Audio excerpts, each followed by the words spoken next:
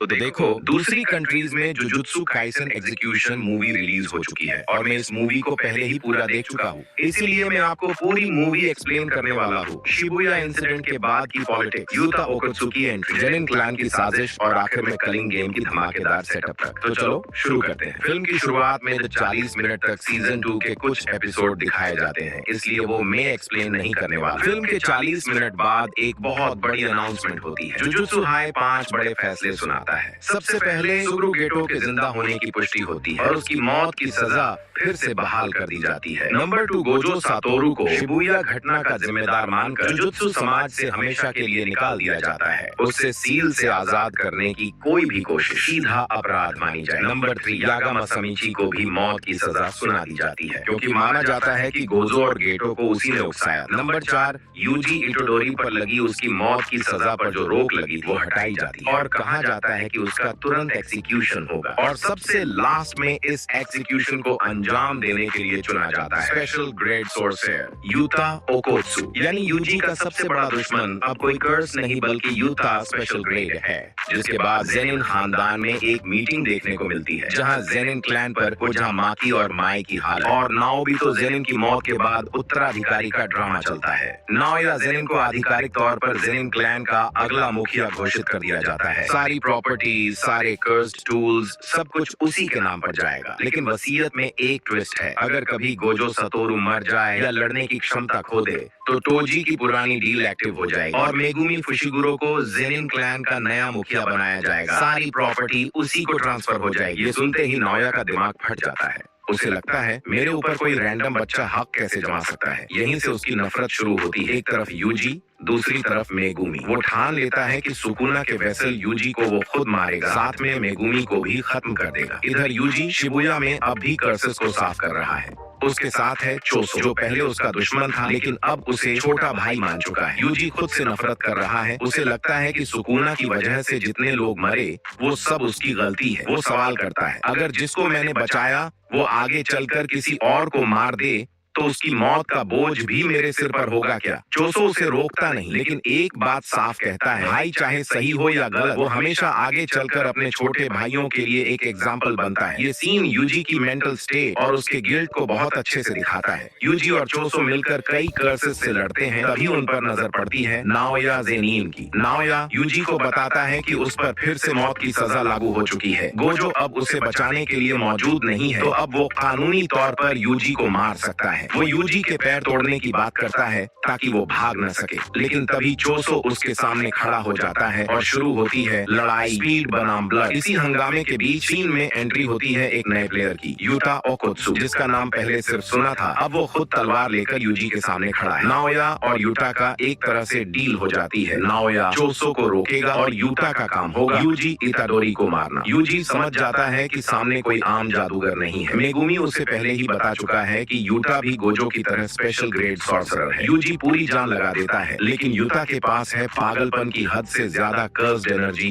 जबरदस्त कंट्रोल और तलवारबाजी। यूजी सोचता है अगर मैं स्ट्रेंथ में पीछे हूँ तो कम से कम मूव्स पढ़कर पलटवार कर सकता हूँ, लेकिन यूता की एनर्जी पूरे शरीर में लगातार बहती रहती है, जिससे उसके हर वार को लास्ट हिट की तरह महसूस होता है। और फिर सीन आता है, यूटा अपनी स्पेशल ताकत का सहारा लेता है, वो पुकारता है रीका, और उसके पीछे प्रकट होती है वही डरावनी स्पिरिट जो हमने जुजुत्सु काइसन 0 में देखी थी। रीका यूजी को पकड़कर जकड़ लेती है। यूजी हिल भी नहीं पाता। यूटा माफी मांगता है और उसकी तलवार यूजी के दिल में उतार देता है। यूजी जमीन पर गिर जाता है, उसकी धड़कन बंद हो जाती है और पूरे वर्ल्ड को संदेश जाता है कि यूजी इटाडोरी मर चुका है। इधर दूसरी तरफ चोसो और नाओया की लड़ाई एक अलग लेवल पर पहुंच चुकी है। नाओया अपनी स्पीड बेस्ड टेक्निक से उसके हर मूव को पढ़ने की कोशिश करता है, लेकिन चोसो फ्लोइंग रेड स्केल और अपनी ब्लड मैनिपुलेशन से धीरे धीरे एडवांटेज लेता है। वो सिर्फ खून से अटैक नहीं करता, बल्कि अपनी आंखों और मसल्स तक में शक्तिशाली ब्लड फ्लो भेजकर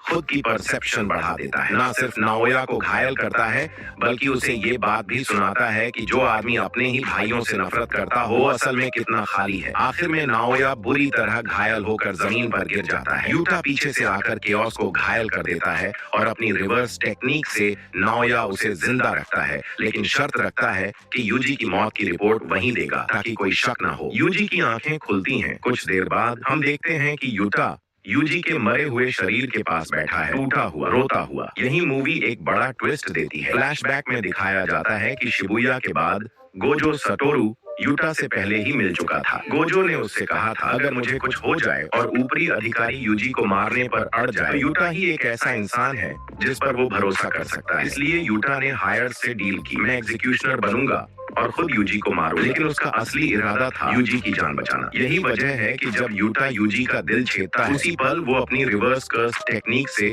उसका दिल फिर से ठीक कर देता है। बाहर से सबको लगता है कि यूजी मर चुका है, लेकिन असल में यूटा ने उसकी फेक मौत दिखाकर उसे सिस्टम की नजर से गायब कर दिया। यूजी को होश आने पर वो उसे सच्चाई बताता है कि ये सब गोजो की रिक्वेस्ट पर किया गया प्लान था, ताकि ऊपरी अधिकारी यूजी के पीछे भागना बंद कर दे। और सामने से एंट्री होती है मेगुमी। यूजी ग्लूट में डूबा हुआ है। वो कहता है, I killed people so mainly people died because of me. Megumi गुस्से में कहता है, यूजी ये सिर्फ तुम्हारी गलती नहीं, हम सब जिम्मेदार हैं। तुम अकेले हीरो मत बनो, हमें एक टीम की तरह लड़ना होगा। और फिर मेगुमी अपनी असली समस्या बताता है, कलिंग गेम, एक डेडली बैटल रॉयल जिसे नोरिटोशी कामो ने शुरू किया है। और सबसे बड़ा दुख, मेगुमी की बहन सुमिकी इस गेम में खींच ली गई है। मेगुमी यूजी से हाथ जोड़कर नहीं, बल्कि दोस्त की तरह कहता है, यूजी मुझे तुम्हारी मदद चाहिए। यूजी गिल्ट के बावजूद वादा करता है कि वो मेगुमी के साथ खड़ा रहेगा। कलिंग गेम को रोकने या कम से कम उसके नियम समझने के लिए उन्हें एक ही इंसान मदद कर सकता है, टेंगन सामा। मेगुमी, यूटा, यूजी, चोसो और बाकी जुजुत्सु हाई पहुंचते हैं। वहाँ पहले से मौजूद होती है मकी जेनिन, जो भले ही बुरी तरह जली हुई है, लेकिन हेवनली रिस्ट्रिक्शन की वजह से फिर से खड़ी हो चुकी है। टेंगन सामा के पास पहुंचने में दिक्कत ये है कि पूरे स्कूल में हजारों दरवाजे हैं जो लगातार शफल होते रहते हैं। सही दरवाजा चुने बिना कोई भी Tom's of the star corridor तक नहीं पहुंच सकता। यहाँ काम आता है चोसो, क्योंकि कुर्सड वेयर हाउस में उसके ब्रदर्स के अवशेष रखे हैं। वो अपनी ब्लड कनेक्शन से उनकी प्रेजेंस महसूस कर सकता है। वो उस जगह का दरवाजा पकड़ लेता है और उसी रास्ते से सब आगे बढ़ते हुए आखिर में एक विशाल खाली होल तक पहुंचते हैं। मेगुमी को लगने लगता है कि शायद टेंगन उन्हें एक्सेप्ट नहीं कर रही, लेकिन तभी